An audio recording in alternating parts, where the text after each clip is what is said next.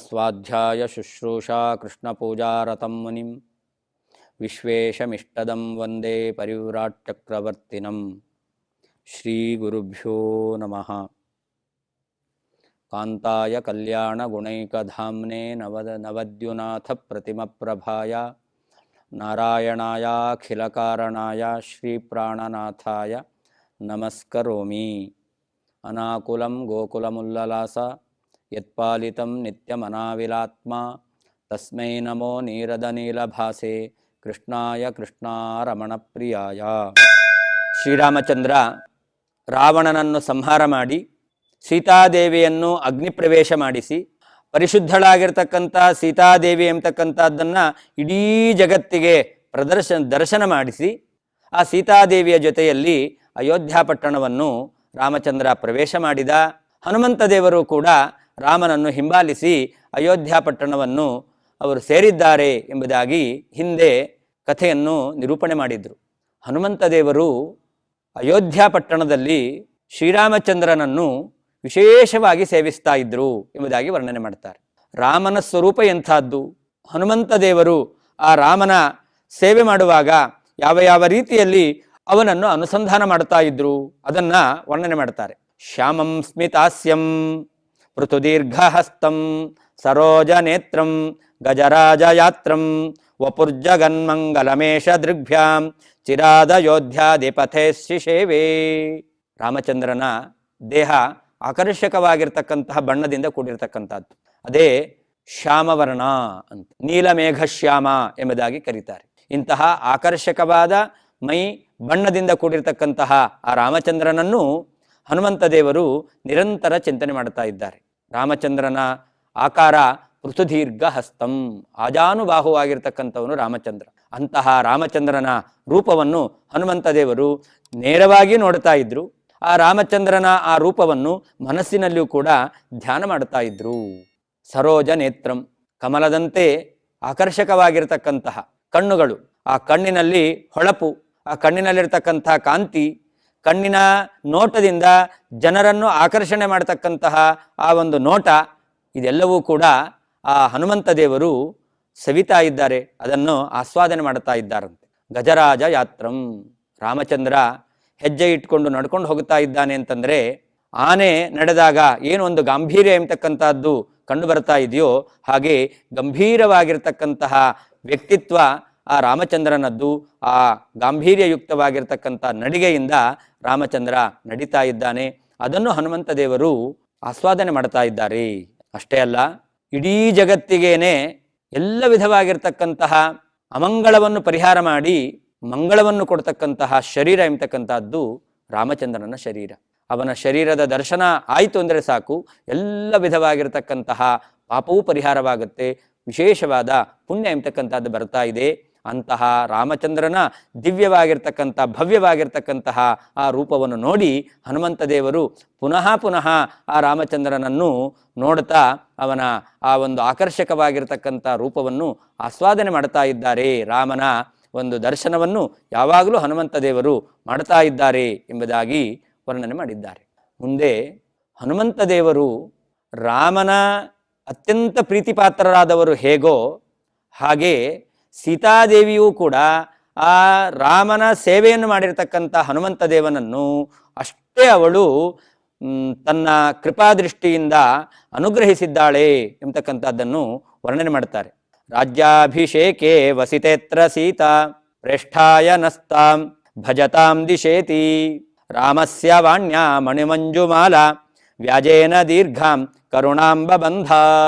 ಅಯೋಧ್ಯ ಪಟ್ಟಣವನ್ನು ಶ್ರೀರಾಮಚಂದ್ರ ಪ್ರವೇಶ ಮಾಡಿದ ಮೇಲೆ ರಾಮಚಂದ್ರನಿಗೆ ಪಟ್ಟಾಭಿಷೇಕ ಎಂಬತಕ್ಕಂಥದ್ದು ಬಹಳ ವಿಜೃಂಭಣೆಯಿಂದ ನಡೆದಿದೆ. ಆ ಪಟ್ಟಾಭಿಷೇಕ ನಡೆದ ಸಂದರ್ಭದಲ್ಲಿ ರಾಮಚಂದ್ರ ಸಿಂಹಾಸನದಲ್ಲಿ ಕುಳಿತಿದ್ದಾನೆ, ಪಕ್ಕದಲ್ಲಿ ಸೀತಾದೇವಿಯು ಕೂಡ ಆಸೀನಳಾಗಿದ್ದಾಳೆ.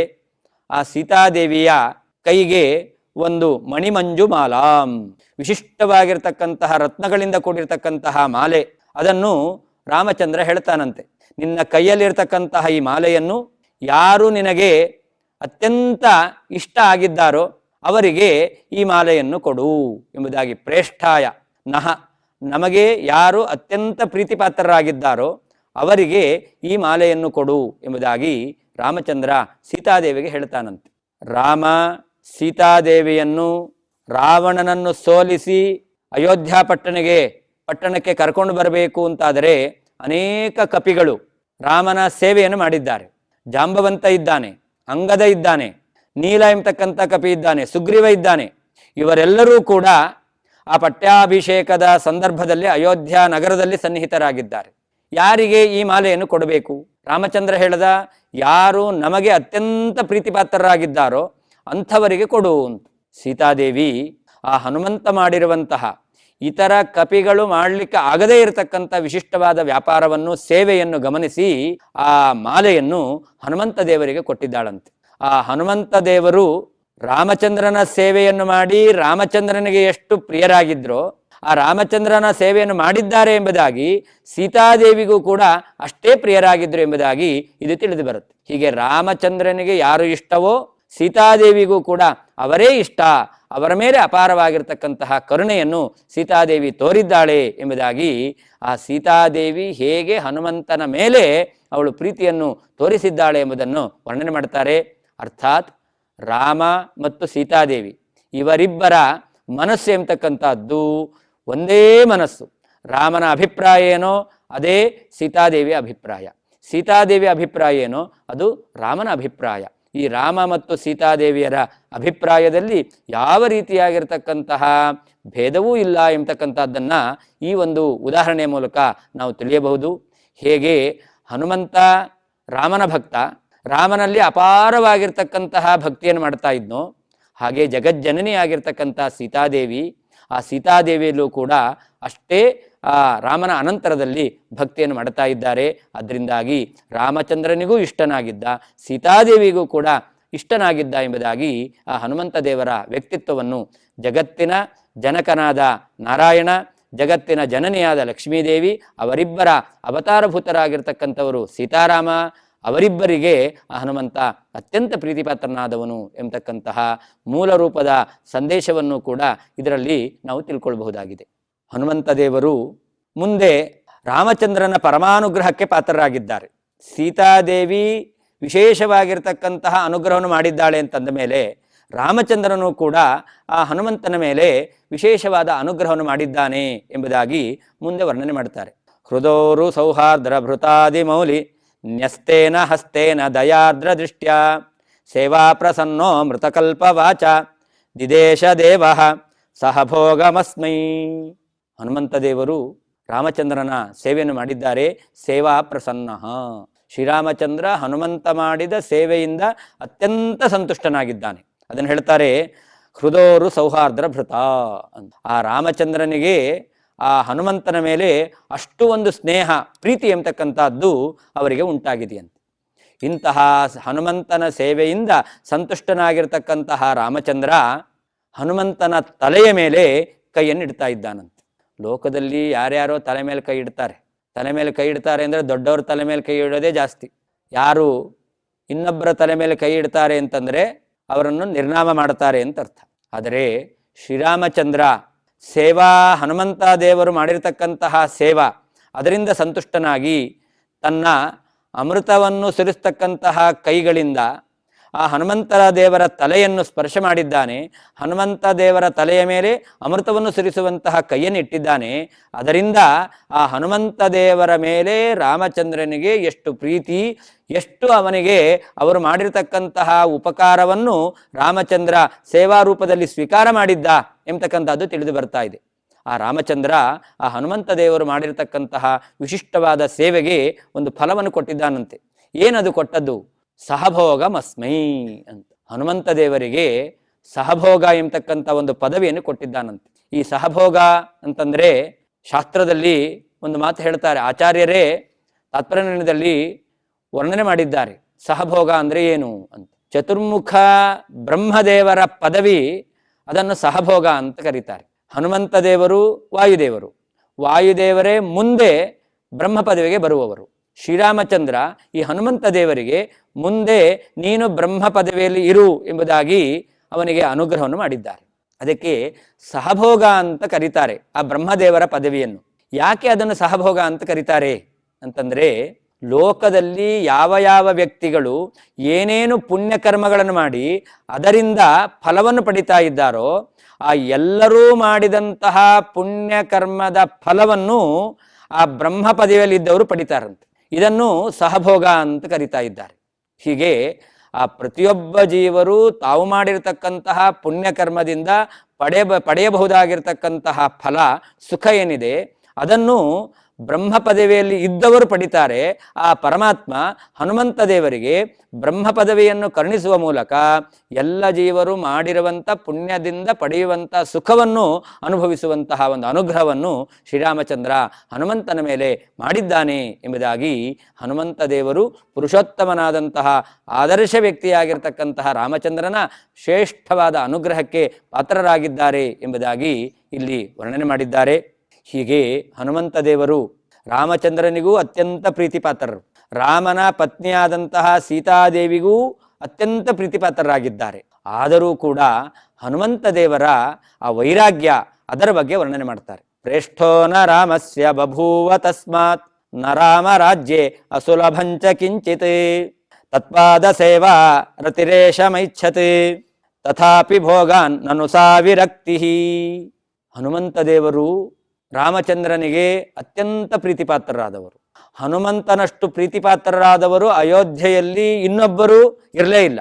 ರಾಮಚಂದ್ರನಿಗೆ ಪ್ರೀತಿಪಾತ್ರರಾಗಿರ್ತಕ್ಕಂತಹ ಹನುಮಂತ ದೇವರು ಎಷ್ಟು ಪ್ರೀತಿಪಾತ್ರರಾಗಿದ್ದಾರೋ ಅಷ್ಟು ಪ್ರೀತಿಪಾತ್ರರಾದಂತಹ ವ್ಯಕ್ತಿಗಳು ಅಯೋಧ್ಯ ಪಟ್ಟಣದಲ್ಲಿ ಇನ್ನೊಬ್ಬರು ಇರಲಿಲ್ಲ.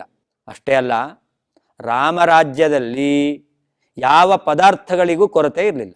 ಹಾಗಾದರೆ ಹನುಮಂತ ದೇವರು ಏನಾದರೂ ಬಯಸಿದರೆ ಏನು ಬಯಸಬಹುದಾಗಿತ್ತು? ನಾನೇ ಮಂತ್ರಿ ಪದವಿಯಲ್ಲಿ ಇರಬೇಕು, ಅಥವಾ ನನಗೆ ಕೋಶಾಧಿಪತ್ಯ ಎಂಬತಕ್ಕಂಥದ್ದು ಬೇಕು ಎಂಬುದಾಗಿ ಏನನ್ನು ಬೇಕಾದರೂ ಹನುಮಂತ ದೇವರು ಕೇಳಬಹುದಾಗಿತ್ತು. ನಾವು ಕೇಳ್ತೇವೆ, ಆದರೆ ಕೇಳಿದ್ದೆಲ್ಲ ಸಿಗುತ್ತೆ ಅಂತ ಖಚಿತ ಇರೋದಿಲ್ಲ. ಆದರೆ ಹನುಮಂತ ದೇವರು ರಾಮಚಂದ್ರನಿಗೆ ಅತ್ಯಂತ ಪ್ರೀತಿಪಾತ್ರರಾದ್ದರಿಂದ ಹನುಮಂತ ಕೇಳಿದ್ದಾನೆ ಅಂತಂದರೆ ರಾಮಚಂದ್ರ ದೇವರು ಕೊಟ್ಟೇ ಕೊಡ್ತಾ ಇದ್ರು. ಆದರೆ ಹನುಮಂತ ದೇವರು ರಾಮಚಂದ್ರನಿಗೆ ಅತ್ಯಂತ ಪ್ರೀತಿಪಾತ್ರರಾದರೂ ಕೂಡ ರಾಮಚಂದ್ರನಲ್ಲಿ ಏನನ್ನು ಕೇಳಲಿಲ್ಲ. ಅದನ್ನು ಹೇಳ್ತಾರೆ, ಇದೇ ಹನುಮಂತ ದೇವರಲ್ಲಿ ಇರತಕ್ಕಂತಹ ವೈರಾಗ್ಯ. ಅದಕ್ಕೆ ಇದು ಸ್ಪಷ್ಟವಾದ ಉದಾಹರಣೆ. ತತ್ಪಾದ ಸೇವಾ ರತಿಂ ಏಷಃ. ಹನುಮಂತ ದೇವರು ಏನು ಬಯಸಿದ್ದಾರೆ? ರಾಮನ ಪಾದ ಕಮಲಗಳಲ್ಲಿ ಭಕ್ತಿಯನ್ನು ಕೇಳಿದ್ದಾರೆ. ಪ್ರವರ್ಧತಾಂ ಭಕ್ತಿರಲಂ ಕ್ಷಣೇ ಕ್ಷಣೇ ಹ್ರಾಸ ವಿವರ್ಜಿತ. ನಿನ್ನಲ್ಲಿ ಭಕ್ತಿ ಎಂಬತಕ್ಕಂಥದ್ದು ಪುನಃ ಪುನಃ ಬೆಳೀತಾ ಇರಬೇಕು, ಅದು ಯಾವತ್ತೂ ಕಡಿಮೆ ಆಗಬಾರದು. ಹೀಗೆ ನಾವೆಲ್ಲ ಲೋಕದಲ್ಲಿ ಕೃಷ್ಣ ಪರಮಾತ್ಮ ಉಪದೇಶ ಮಾಡಿದ ಭಗವದ್ಗೀತೆಯ ಸಾರ ಅಂತ ಕೇಳ್ತೇವೆ. ನಿಷ್ಕಾಮ ಕರ್ಮ ಅಂತ, ಯಾವ ಫಲದ ಅಪೇಕ್ಷೆಯೂ ಇರಬಾರದು, ಕರ್ಮವನ್ನು ಮಾಡಬೇಕು ಅಂತ. ಹನುಮಂತ ದೇವರು ಆ ರಾಮನಿಗೆ ಸೇವೆಯನ್ನು ಮಾಡಿದ್ದಾರೆ. ರಾಮನಿಗೆ ಪ್ರಿಯವಾಗಿರ್ತಕ್ಕಂಥ ಕೆಲಸವನ್ನು ಮಾಡಿ ಆ ರಾಮಚಂದ್ರನಿಂದ ಏನನ್ನೂ ಕೇಳಲಿಲ್ಲ. ಇದು ನಿಷ್ಕಾಮ ಕರ್ಮ ಎಂಬತಕ್ಕಂಥದ್ದು. ಇದನ್ನು ಹನುಮಂತ ದೇವರು ಮಾಡಿದ್ದಾರೆ. ಕೇವಲ ಭಕ್ತಿಯನ್ನು ಮಾತ್ರ ಬೇಡಿದ್ದಾರೆ ಅಂತ. ಇದು ನಿಜವಾದ ವೈರಾಗ್ಯ ಅಂತ. ಒಬ್ಬ ಕವಿಯೂ ಹೇಳ್ತಾನೆ, ವೈರಾಗ್ಯ ಅಂದರೆ ಏನು? ನಮಗೆ ವಿಕಾರ ಹೊಂದಲಿಕ್ಕೆ ಕಾರಣ ಇರಬೇಕು, ಆದರೆ ವಿಕಾರ ಎಂಬತಕ್ಕಂಥದ್ದು ಆಗಬಾರ್ದು. ವಿಕಾರ ಹೇತವು ಸತಿ ವಿಕ್ರಿಯಂತೆ ಯೇಷಾಂ ನ ಚೇತಾಂಸಿ ತಯೇವ ಧೀರಾಹ. ಹನುಮಂತ ದೇವರು ಬೇಡಲಿಕ್ಕೆ ಬೇಕಾಗಿರ್ತಕ್ಕಂತಹ ಪದಾರ್ಥಗಳಿದ್ದಾವೆ, ಬೇಡಲಿಕ್ಕೆ ಬೇಕಾಗಿರ್ತಕ್ಕಂತಹ ರಾಮನಿಗೆ ಪ್ರಿಯ ಎಂಬತಕ್ಕಂಥ ವ್ಯಕ್ತಿತ್ವ ಇದೆ. ಆದರೂ ಕೂಡ ಹನುಮಂತ ದೇವರು ರಾಮನಲ್ಲಿ ಏನನ್ನೂ ಬೇಡಿಲ್ಲ ಅಂತಂದರೆ ಹನುಮಂತ ದೇವರಿಗೆ ಎಂತಹ ವೈರಾಗ್ಯ ಎಂಬತಕ್ಕಂಥದ್ದಿತ್ತು, ರಾಮನಲ್ಲಿ ಭಕ್ತಿ ಎಂಬತಕ್ಕಂಥದ್ದಿತ್ತು ಎಂಬತಕ್ಕಂಥದ್ದು ಇದರ ಮೂಲಕ ತಿಳಿದು ಬರುತ್ತೆ ಎಂಬುದಾಗಿ ನಾರಾಯಣ ಪಂಡಿತಾಚಾರ್ಯರು ಹನುಮಂತ ದೇವರು ಜ್ಞಾನೇ ವಿರಾಗೆ ಹರಿಭಕ್ತಿ ಭಾವೆ, ಅವರಲ್ಲಿ ವೈರಾಗ್ಯ ಎಂಬತಕ್ಕಂಥದ್ದು ಸಂಪೂರ್ಣವಾಗಿ ಆ ಪದಾರ್ಥಗಳಲ್ಲಿತ್ತು ಎಂಬತಕ್ಕಂಥ ವ್ಯಕ್ತಿತ್ವವನ್ನು ನಾವು ಕಾಣ್ತೇವೆ. ಅದನ್ನು ಇಲ್ಲಿ ವರ್ಣನೆ ಮಾಡಿದ್ದಾರೆ.